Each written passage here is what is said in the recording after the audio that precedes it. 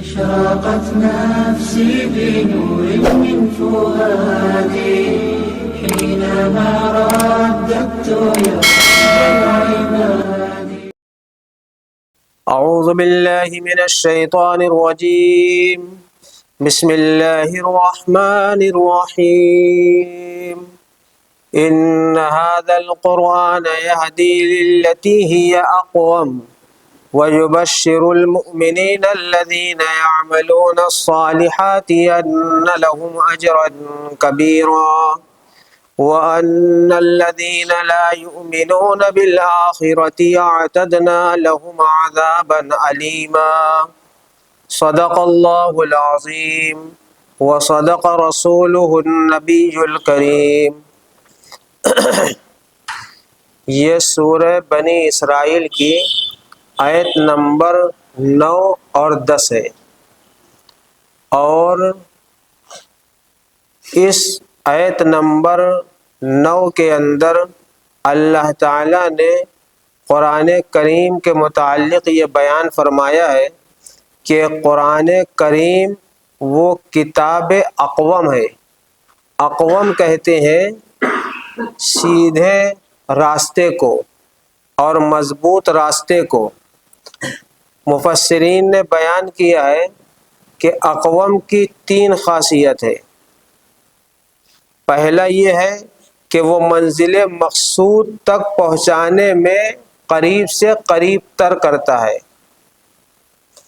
اور دوسرے یہ ہے کہ منزل مقصود تک پہنچانے میں آسان ہوتا ہے۔ تیسرے یہ ہے کہ منزل مقصود تک پہنچانے میں خطرے سے خالی ہوتا ہے۔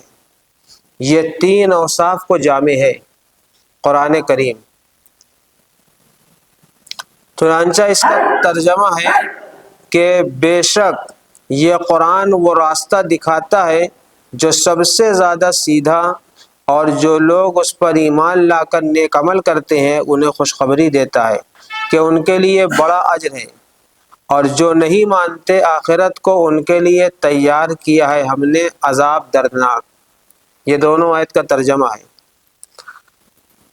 اب اس میں جو یہ کہا گیا ہے کہ ان ھذا القرآن یہدی للتی ہی اقوم، کہ یہ رہنمائی کرتا ہے سیدھے راستے کی، تو یہاں پہ قرآن کریم کے متعلق بہت سی باتیں بیان کیا جا سکتا ہے۔ بہت سی باتیں، ان میں قرآن کی عظمت بیان کی جا سکتی ہے، اور قرآن کی تاثیر بیان کی جا سکتی ہے، قرآن کا پیغام بیان کیا جا سکتا ہے، اور قرآن کا انقلاب بیان کیا جا سکتا ہے، اور قرآن کے بے شمار مضامین ہیں ان کو بیان کیا جا سکتا ہے۔ لیکن ہم جو ہے آپ کے سامنے آج ان باتوں کو صرف بیان کریں گے کہ جن حالات سے پوری دنیا کے مسلمان گزر رہے ہیں، تو ان حالات میں قرآن کریم ہماری اور آپ کی کیا رہنمائی کرتا ہے۔ موجودہ حالات میں قرآن کریم ہماری اور آپ کی کیا رہنمائی کرتا ہے، آج اس کے بارے میں بتایا جائے گا۔ دیکھیے، یہ قاعدہ ہے کہ جو اللہ تعالیٰ سے جتنا قریب ہوتا ہے اس پر اتنے حالات آتے ہیں۔ چنانچہ نبیوں کے بارے میں یہ لکھا ہوا ہے، خود آپ صلی اللہ علیہ وسلم کے الفاظ ہیں کہ جو نبی اللہ سے جتنا قریب تھا اس کی آزمائش اتنی ہی زیادہ کی گئی۔ پھر آپ نے خود ہی فرمایا کہ سب سے زیادہ قریب اللہ سے میں ہوا سارے نبیوں میں، یعنی مقام و مرتبہ آپ کا بلند ہوا سارے نبی رسول میں، تو سب سے زیادہ آزمائش بھی آپ کی گئی۔ الامثل فالامثل، الاقرب فالاقرب۔ یہی حال جو ہے قوموں کا ہے۔ جو قوم اللہ تعالیٰ سے قریب ہوتی ہے اس کی آزمائش سب سے زیادہ ہوتی ہے۔ یعنی جو اللہ تعالیٰ کی فرما بردار ہوتی ہے۔ چنانچہ اگر دیکھا جائے تو دنیا میں سب سے زیادہ قریب امتوں میں سب سے زیادہ قریب اللہ سے جو ہوئی وہ محمد صلی اللہ علیہ وسلم کی امت ہوئی۔ پھر اس امت میں جو پہلا طبقہ تھا وہ سب سے زیادہ قریب ہوا، جسے صحابہ کہتے ہیں۔ اور پھر صحابہ کتنے قریب تھے اللہ سے یہ سب جانتے ہیں، پوری کائنات جانتی ہے، پوری دنیا جانتی ہے۔ اور قرآن کریم میں لکھا ہے کہ یعنی قربت کا یہ عالم تھا کہ اللہ تعالیٰ نے خود اعلان کر دیا کہ یہ وہ جماعت ہے آسمان و زمین کے درمیان کہ یہ ہم سے خوش ہے اور ہم اس سے خوش ہیں۔ یعنی یہ بہت مشکل ترین بات ہے کہ دنیا میں کوئی بادشاہ یہ کہہ دے کہ ہم اپنی ساری پبلک سے خوش ہیں، اور یہ بھی بہت مشکل ہے کہ ساری پبلک یہ کہہ دے مل کر کہ ہم بادشاہ سے خوش ہیں۔ ہم تو کہتے ہیں کہ یہ تو بہت بڑی بات ہے، یعنی گھر ہی کے سارے ممبر مکھیا سے کہہ دے کہ ہم تم سے خوش ہیں، یا مکھیا یہ کہہ دے کہ ہم گھر کے سارے ممبر سے خوش ہیں، یہ مشکل ہے۔ مسجد کا امام یہ نہیں کہہ سکتا کہ ہم سب مقتدیوں سے خوش ہیں، اور نہ سارے مقتدی یہ کہہ سکتے ہیں کہ ہم اپنے امام سے خوش ہیں۔ اگر کچھ خوش ہیں تو کچھ ناراض بھی ہوں گے۔ لیکن صحابہ کی مجموعی جماعت ایک بھی اس میں سے مستثنا نہیں ہے۔ اللہ تعالیٰ نے فرمایا کہ یہ سب کے سب ایسے ہیں کہ ہم ان سے خوش ہیں، چاہے ان کے مرد ہو، چاہے ان کی عورت ہو، چاہے ان کا بوڑھا ہو، چاہے ان کا جوان ہو، اور چاہے ان کا دیہاتی ہو، چاہے ان کا شہری ہو، چاہے ان کا پڑھا لکھا ہو، چاہے ان پڑھ ہو، چاہے بچے ہوں، سب سے اللہ خوش ہے۔ بہت بڑی بات ہے۔ لیکن ایسی جماعت کا بھی زبردست امتحان ہوا، کوئی معمولی امتحان نہیں تھا۔ اندازہ لگائیے آپ کہ امتحان کا یہ عالم تھا کہ زید بن ارقم کے گھر میں لوگ چھپ کر نماز پڑھا کرتے تھے، چھپ کر۔ اور اندازہ لگائیے آپ کہ مکہ سے سب کو بھگایا گیا، حتیٰ کہ اللہ کے بعد جو سب سے بڑی ہستی تھی ان کو بھی وہاں سے نکلنا ہی پڑا۔ کیسے حالات ہوں گے، اندازہ لگائیے کیسے حالات ہوں گے۔ تو آزمائش ہر زمانے میں مسلمانوں کی ہوئی ہے، پوری تاریخ گواہ ہے۔ اس سے کہیں زیادہ، یعنی محمد صلی اللہ علیہ وسلم کا جو زمانہ تھا آزمائشوں کا، یہ کوئی معمولی نہیں تھا۔ لیکن آپ اس سے بھی آگے جائیے آپ کہ موسیٰ علیہ السلام و فرعون کا جو مقابلہ تھا، اور موسیٰ علیہ السلام کی جو قوم تھی اس کے ساتھ فرعون کا جو معاملہ تھا، اندازہ لگائیے کیسا تھا۔ یہ حال تھا کہ مائیں اپنے بچوں کو جنتے ہوئے ڈرا کرتی تھیں، اور جو بچے جن دیے جاتے تھے وہ بچ بھی نہیں پاتے تھے۔ اندازہ لگائیے آپ۔ لیکن ان حالات میں بھی قرآن نے، اسلام نے، اللہ نے قوموں کی رہنمائی کی، بنی اسرائیل قوم کی رہنمائی کی، صحابہ کی رہنمائی کی گئی، اور قیامت تک آنے والے مومنوں کی رہنمائی اس قرآن میں موجود ہے۔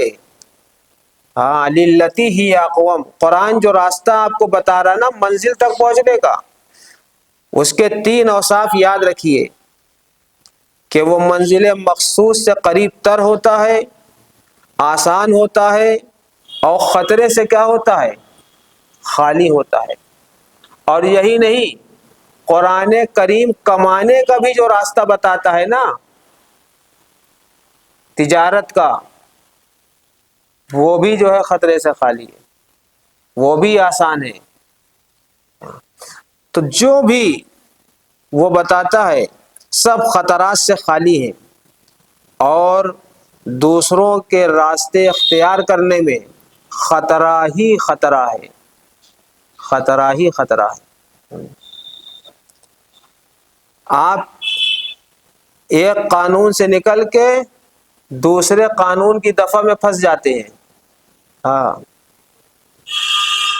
بہرحال آپ کے سامنے یہ بات رکھنی ہے مجھے کہ حالات کیسے بھی آ جائیں قرآن اس کی رہنمائی کرتا ہے، تو قرآن کی بے شمار رہنمائی میں سے ہم 4 رہنمائی کا موٹا موٹا مختصر سا ذکر کرتے ہیں۔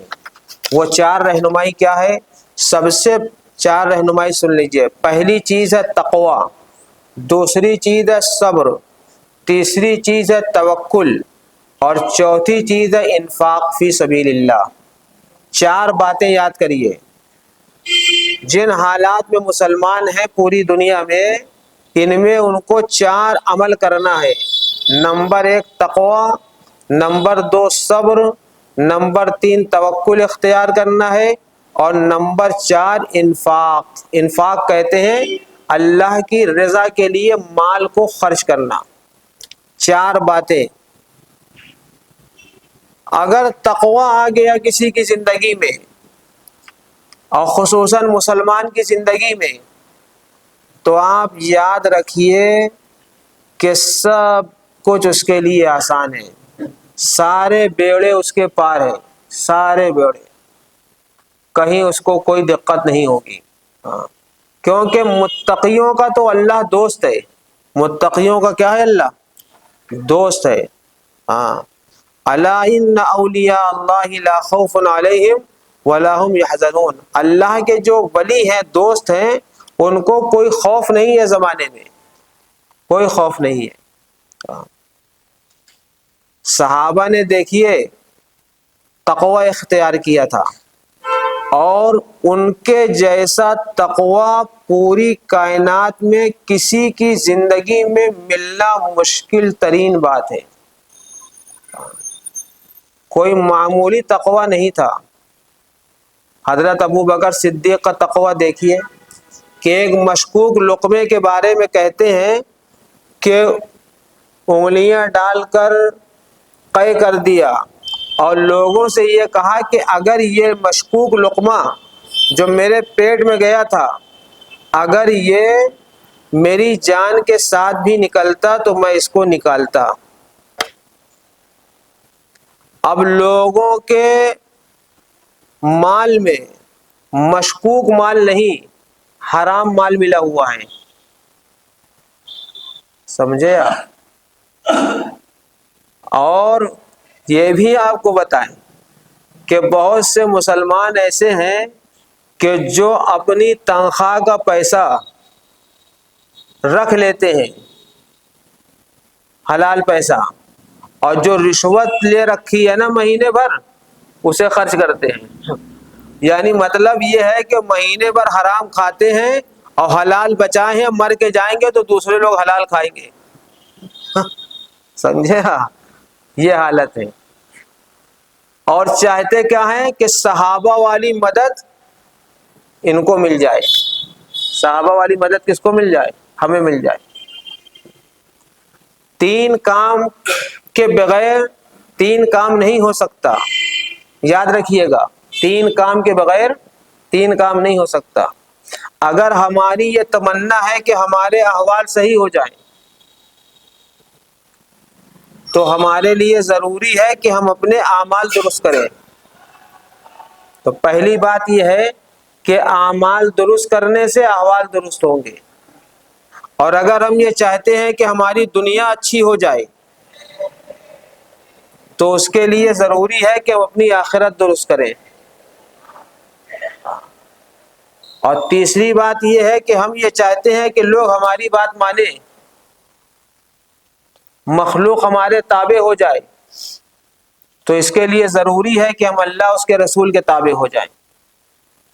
ہماری زندگی میں اللہ کی اطاعت نہیں ہے، اور ہم چاہتے ہیں کہ ہماری بات سب لوگ سنیں۔ آپ یقین مانیے کہ اللہ تعالیٰ کی اطاعت تو بہت اونچے درجے کی بات ہے۔ اللہ تعالیٰ کی جو بات لوگوں کو سنائی جاتی ہے وہ بھی مسلمان سننے کو تیار نہیں ہے۔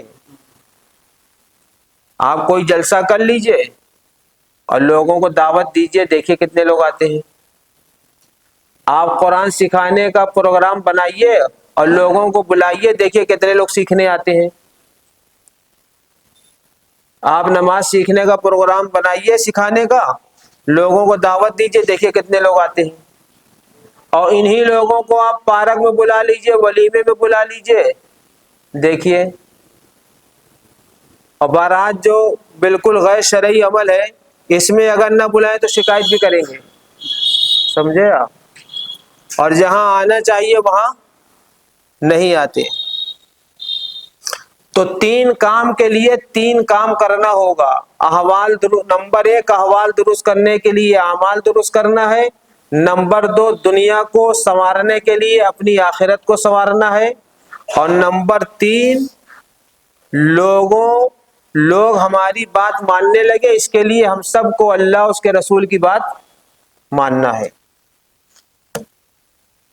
تو سب سے پہلی چیز جو ہے حالات سے نمٹنے کے لیے کیا ہے؟ تقویٰ ہے۔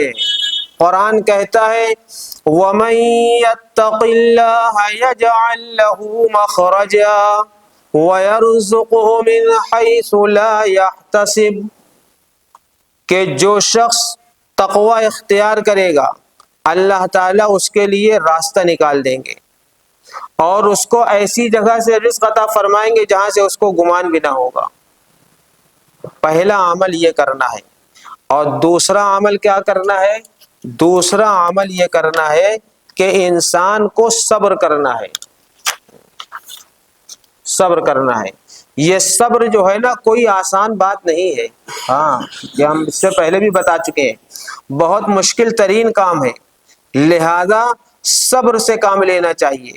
دیکھیے جب کیسے خطرناک حالات تھے کہ فرعون نے اپنی فوجوں کو لگا کر یہ کہہ دیا تھا کہ ایک بھی بچہ بنی اسرائیل کا نہیں بچنا چاہیے ورنہ وہ میری حکومت کو کھا جائے گا۔ جن لوگوں کو اپنی حکومت کے سلسلے میں دوسری قوموں سے کوئی خطرہ نہیں ہے، اب امریکہ والوں کو مسلمانوں سے کوئی خطرہ نہیں ہے، لیکن جو ہے پیچھے پڑے رہتے ہیں۔ قلیل لوگوں سے کثیر لوگ بلا وجہ زیادتی کرتے ہیں، کوئی حالانکہ وہ نہیں ہے۔ اللہ تعالیٰ فرما رہے ہیں کہ موسیٰ علیہ السلام کے بارے میں قال موسیٰ لقومہ استعینوا باللہ واصبروا، کہ موسیٰ علیہ السلام سے کہا کہ اپنی قوم سے کہو، تو انہوں نے اپنی قوم سے کہا کہ اے قوم اللہ سے مدد مانگو اور صبر کرو۔ تو حالات سے نمٹنے کے لیے جو دوسرا آئٹم ہے وہ ہے صبر، وَاصْبِرُوا۔ یہ تو بنی اسرائیل کے بارے میں تھا وَاصْبِرُوا، اور قرآن میں ہم لوگوں سے بھی کہا گیا ہے وَإِن تَصْبِرُوا وَتَتَّقُوا لَا يَضُرُّكُمْ كَيْدُهُمْ شَيْئًا، اگر تم نے صبر کیا اور تقوی اختیار کیا تو پھر تم کو کوئی ہلا نہیں سکتا ہے۔ دوسری چیز کیا ہے؟ صبر ہے۔ اور بنی اسرائیل سے بھی کہا گیا کہ اگر تم صبر کرو گے تو اللہ تم کو ملک مصر کی زمین کا وارث بنا دے گا، چنانچہ اللہ نے بنا دیا، فرعون کو غرق کر دیا۔ اور ان کو جب بھی قومیں سدھریں گی تو اس زمانے کا فرعون کیا ہوگا؟ غرق ہوگا، اور قوموں کو اللہ تعالیٰ عزت دیں گے۔ لیکن قوم من حیث المسلم قوم بنے، ہاں من حیث المسلم۔ تو فرعون جو ہے بنی اسرائیل کے صبر کے آگے جو ہے شکست کھا گیا۔ مسلمانوں کو بھی صبر سے کام لینا چاہیے۔ پورا مکہ فتح ہو گیا مسلمانوں کے صبر کے آگے، کوئی معمولی صبر نہیں تھا، کیسا زبردست صبر تھا حضرت بلال حبشی کا۔ سوچیے ذرا کہ کس طرح ان کو گھسیٹا جا رہا تھا، अंगारे उनके पसीनों से बुझ जाते थे, पत्थर की गर्मी उनके पसीनों से जो है उनके जिस्मों से लगकर ठंडी हो जाती थी, उसकी तपिश कम हो जाती थी। सब्र किया, अल्लाह ने उनको रूहानी और दुनियावी दोनों तरक्की अता फरमाई। हाँ, देखिए दुनियावी पता है क्या मिली? दुनियावी तरक्की हजरत बिलाल को ये मिली कि वो दमिश्क के गवर्नर बना दिए गए। दमिश्क के गवर्नर, वजीर आला जिसको कहते हैं ना, सीएम बना दिए गए दमिश्क के। हाँ, और ये दुनियावी तरक्की। और रूहानी तरक्की ये थी कि रसूलुल्लाह सल्लल्लाहु अलैहि वसल्लम के मस्जिद के मुअज्जिन बने। और आखिरत की तरक्की ये थी कि रसूलुल्लाह सल्लल्लाहु अलैहि वसल्लम की सवारी की लगाम पकड़कर वो जन्नत में पहुंचेंगे। और जब नबी करीम सल्लल्लाहु अलैहि वसल्लम मेराज में तशरीफ ले गए तो हजरत बिलाल के चलने की जन्नत में आवाज सुनी। तो हर तरह की तरक्की होती है सब्र से। इंसान सब्र करना तो सीखे। आजकल सब्र नहीं हो रहा, इसी वजह से जेलें भी भर गई हैं और अदालतें भी जो है काफी बिजी हैं। हाँ, अगर इनके जो है क्या कहते हैं केस को निपटाया जाए तो मैंने आज से कई साल पहले सुना था पर डे 20 लाख आता है। अगर जो है पर डे 20 लाख केस को निपटाया जाए अदालतों में तो भी 5 साल लगेंगे, इतने केस पेंडिंग में है। तो ये जो अदालतें जो चल रही है ना, बेसब्री की वजह से। इंसान अगर सब्र करे, हाँ। और तीसरी चीज क्या है? तीसरी चीज है तवक्कुल। हाँ, तीसरी चीज तवक्कुल है। देखिए तवक्कुल क्या है? तवक्कुल ये है कि इंसान से जो भी तदबीर हो सके तदबीर को करता रहे, तदबीर न छोड़े। और लेकिन अपनी तदबीर पर कभी भरोसा न करे, अपनी तदबीर पर कभी भरोसा न करे। ये है तवक्कुल।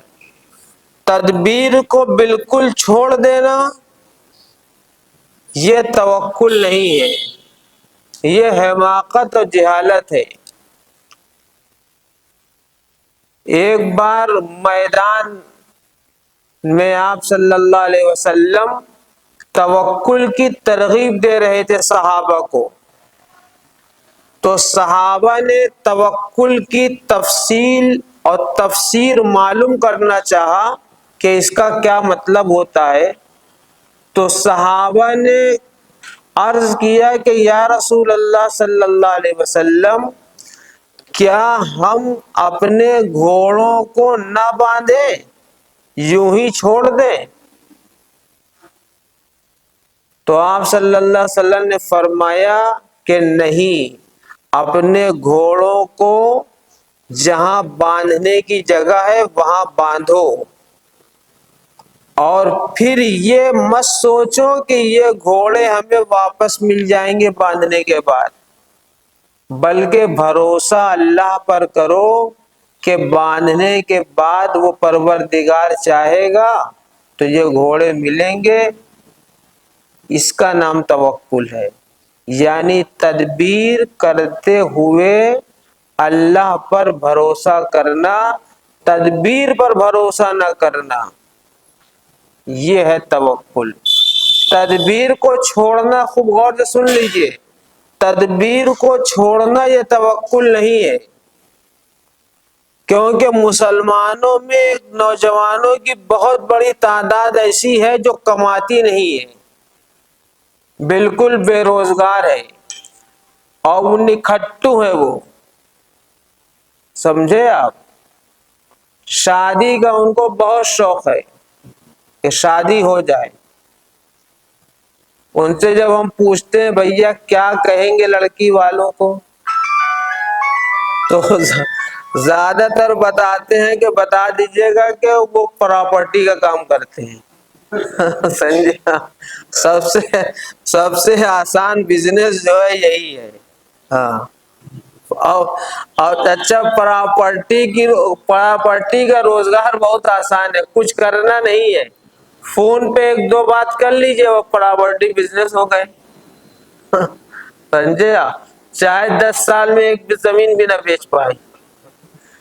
تو کتنے جو ہے نوجوان ایسے ہی اپنی شادی لگا رہے ہیں، کسی کی لگ بھی جاتی ہوگی۔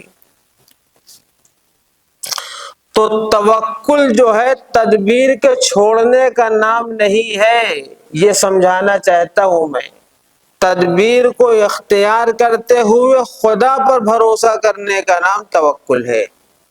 اس لیے زمانہ جیسا بھی آ جائے، حالات جیسے بھی آ جائے، مسلمانوں کو ہر وقت تدبیر کی فکر میں لگے رہنا چاہیے۔ ہاں، تدبیر کا دامن نہ چھوڑیں، لیکن اپنی تدبیر پر رائی دانے برابر بھروسہ نہ کرے، کیونکہ کبھی کبھی ایسا ہوتا ہے کہ پہاڑوں جیسی تدبیر انسان کرتا ہے اور وہ بیکار ہو جاتی ہے، اور کبھی رائی کے دانے کے برابر کوئی تدبیر کرتا ہے، اللہ اس کو پہاڑ سے زیادہ مضبوط بنا دیتے ہیں۔ سمجھے؟ اس لیے جو ہے توکل، اللہ پر بھروسہ ہر وقت رہنا چاہیے، ہر وقت، کبھی بھی نگاہ اللہ کی طرف سے نہ ہٹے۔ ہاں، لقد نصرکم اللہ فی مواطن کثیرۃ ویوم حنین اذ اعجبتکم کثرتکم فلم تغن عنکم شیئا وضاقت علیکم الارض بما رحبت۔ قرآن میں اللہ تعالیٰ نے تنبیہ کی ہے۔ غزوہ حنین ایک غزوہ ہے جس میں نبی کریم صلی اللہ علیہ وسلم بنفس نفیس شریک تھے۔ صحابہ کے دل میں یہ خیال آ گیا کہ آج ہم تعداد میں بہت زیادہ ہیں، بس یہ خیال آنا تھا کہ اللہ نے ایسی تنبیہ کی کہ وہ شکست کی طرف بھاگنے لگے، شکست ہونے لگی۔ ہاں، پھر نبی کریم صلی اللہ علیہ وسلم نے للکارا صحابہ کو اور بلایا اور سب کو جمع کیا اور فرمایا کہ انا نبی لا کذب، میں جھوٹا نبی نہیں ہوں، تم آؤ میرے قریب۔ صحابہ بھاگنے لگے تو قرآن کہتا ہے کہ اذ اعجبتکم کثرتکم، ان کو جب اپنی کثرت پہ ناز ہوا تو شکست کھا گئے۔ تدبیر پر بھروسہ نہیں کرنا ہے، تدبیر اختیار کرنا ہے، بھروسہ اللہ پہ کرنا ہے، اسی کا نام توکل ہے۔ تو توکل یہ تیسری چیز ہے، اور چوتھی چیز جو ہے وہ ہے اللہ کے راستے میں خرچ کرنا۔ ہاں، یہ تو مسلمانوں کے لیے بہت ہی مشکل کام ہے۔ وَأَنفِقُوا فِي سَبِيلِ اللَّهِ وَلَا تُلْقُوا بِأَيْدِيكُمْ إِلَى التَّهْلُكَةِ وَأَحْسِنُوا إِنَّ اللَّهَ يُحِبُّ الْمُحْسِنِينَ۔ دیکھیے بہت زبردست بات ہے یہ۔ اس آیت کو تو ہم بھی نہیں سمجھ پا رہے تھے زمانے تک۔ اللہ تعالیٰ فرما رہے ہیں کہ اپنے آپ کو ہلاکت میں نہ ڈالو۔ تو اس سے یہ لگتا ہے بظاہر کہ پیسہ روپیہ خرچ کر کے اپنے آپ کو ہلاکت میں نہ ڈالو، لیکن یہ مطلب نہیں ہے۔ مطلب یہ ہے کہ پیسہ روک کر اپنے آپ کو تباہ و برباد نہ کرو. ہاں، پیسہ روک کر اپنے آپ کو تباہ و برباد نہ کرو. جو روکے گا اس کا بھی تو رکے گا. ہاں، جب آپ روک دیں گے نا تو آپ کا بھی رک جائے گا، یہ کنفرم ہے. اور جب آپ کا بے حساب چلتا رہے گا، انفاق جس کو خرچ کہتے ہیں اور یہ سخاوت کہتے ہیں، جود و کرم کہتے ہیں، جب یہ ہوتا رہے گا تو اللہ کی طرف سے بھی آپ کے پاس بے حساب آتا رہے گا، بے حساب آتا رہے گا. ہم نے ایسے بہت سے لوگوں کو دیکھا ہے جو بے حساب دیتے ہیں، ان کے پاس بے حساب آتا رہتا ہے. ہمارے اس مجلس میں بھی ایک صاحب بیٹھے ہیں، ان کی دینے کی خرچ کرنے کی عادت ہے، وہ خرچ کرتے رہتے تھے. تو وہ بڑا خوش تھے کہ اب ہم ریٹائر ہو گئے، لیکن کمپنی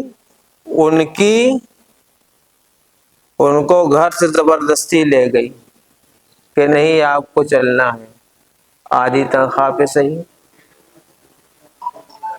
تو بہرحال جب انسان دیتا ہے تو اللہ تعالیٰ لوگوں کے دل میں محبت بھی ڈال دیتے ہیں اور یہ بھی بتا دیتے ہیں کہ اسی سے تمہاری ضرورت پوری ہوگی. اس لیے جو ہے اللہ کے راستے میں خرچ کرتے رہنا چاہیے. ہاں، لہذا جو ہے اللہ کے راستے میں خرچ کرنا یہ سیکھیے. اور خرچ کرنے میں کیا کیا آتا ہے یہ بھی سمجھیے.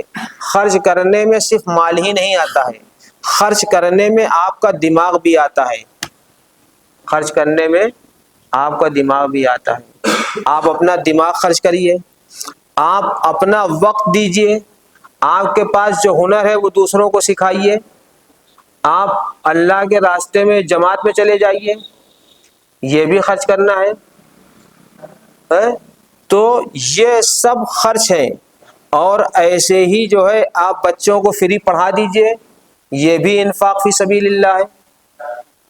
آپ نماز سکھا دیجئے، یہ بھی انفاق فی سبیل اللہ ہے. سب آ جائیں گے فی سبیل اللہ میں. سمجھ میں آئی بات؟ جو کچھ بھی آپ خرچ کریں گے. اور اللہ تعالیٰ تو یہ دیکھتا ہے کہ کس نیت سے اور کس جذبے سے یہ کام کر رہا ہے، وہ چیز سب سے زیادہ اللہ کے ہاں قابل قدر ہے.